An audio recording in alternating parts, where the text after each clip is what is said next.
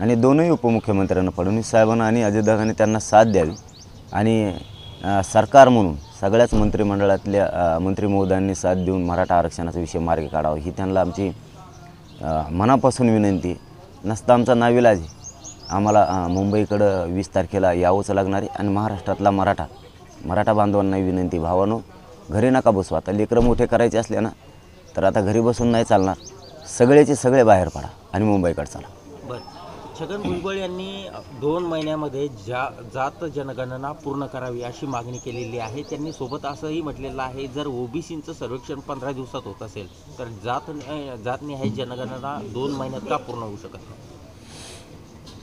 ते जाऊन तिकडे, त्याला काय ते काही म्हणतं, ते वेगळं रोज वेगळं बोलतं, बदलीत आहे सारख्या त्याच्या मागण्या बदला त्यात. मराठ्याला हे देऊ नका, मराठ्याला ते देऊ नका. गोरगरीब ओबीसी बांधवांना उगाच तो येड्यात काढायला लागला आहे त्याच्या राजकीय स्वार्थापोटी. ते काय आहे, ते राजकारणी माणूस आणि राजकारणी माणूस स्वतःचा राजकीय फायदाच बघत असतो. त्यामुळं ओबीसी बांधवांच्या लक्षात आलेलं आहे आता की हे राजकारणासाठी आपला वापर करायला लागला आहे. हे सगळ्यांच्या लक्षात आलं, कारण मराठ्यांच्या नोंदी सापडल्या. इतका येडा समाज नाही आहे ओबीसी बांधव. त्यांना वाटतं मराठ्यांच्या जर नोंदी मिळाल्यात ना तर मराठ्यांना आरक्षण दिलं पाहिजे. आता उगा आपल्या नेत्यांनी विरोध नाही करायला पाहिजे, फुकट विरोध करायचा. आणि मग ते ओळखून घेतलं तरी पण हा विरोध करतो आहे, म्हणजे याचा अर्थ असा आहे, हे विरोध करतो याचा अर्थ असा की याला राजकीय फायदा उचलायचा आहे, आपल्याला सगळ्याला जमवून आपल्याला येड्यात काढून.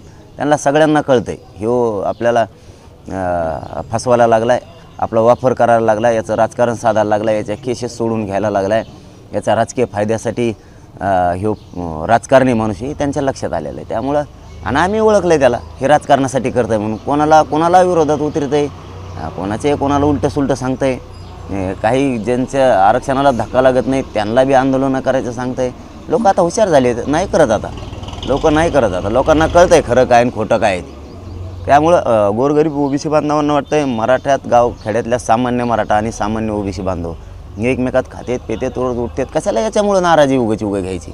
हे मराठ्यांनाही कळायला लागलं आणि ओबीसी बांधवांना कळालं. याच्यामुळं आपल्यात नाराजी नको, हे ओबीसी बांधवांना आता कळून चुकलं. तुम्ही जो सारखा त्याचा उल्लेख करता हे येवल्याचं येडपट, तर त्या अनुषंगानं तो म्हणालेला आहे की ते म्हणालेले की हो मी वेडपट आहे.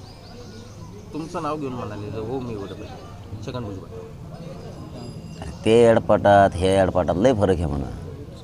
वेळ लागलेला येडपट वेगळाच असतो. तुला जर ओबीसीचं येड लागलं असतं तर तो धनगर बांधवांच्या आरक्षणावर स्पष्ट भूमिका तुझी केली असती. तुला येड वेगळं लागलेलं आहे, केशी मागं घ्यायच्या, राजकारणात मोठाले पदं घ्यायची, हे येड लागलेलं आहे तुला ओबीसींचं कल्याण व्हावं हे येड नाही लागलेलं. तू एवढे येडे समजू नको. ओबीसी बांधव, धनगर बांधव, वंजारा बांधव यांना कळालं, त्यांच्या आरक्षणाला नाही धक्का लागून त्यांना पुढं घालतो. इतका विचित्र मनुष्य येऊ त्या समाजाला, धनगर समाजाला आणि वंजारी समाजाला पुढं घालतो. इतका हे येड लागलं का तुला? लोकांच्या ज्यांच्या आरक्षणाला धक्का लागत नाही त्यांना पुढं घालायचं हे येड लागलं का तुला? आणि तो साबित राहायचं म्हणजे आमच्या दिन नाराजा करून तो झोप घरी मोकळा. म्हणजे हे तुला हे नको येड लागून देऊ, ते येड लागू दे ना. कर ना धनगर बांधवांच्या आरक्षणाच्या बाबतची स्पष्ट भूमिका. ते नाही जमत का? म्हणजे हे असलं येड याला स्वतःच्या स्वार्थाचं, गोरगरिबाचं येड नाही याला. तू नको लोकाला येड्यात काढू. लोकांना तेव्हाच लक्षात आलं तू किती कलाकार माणूस आहे.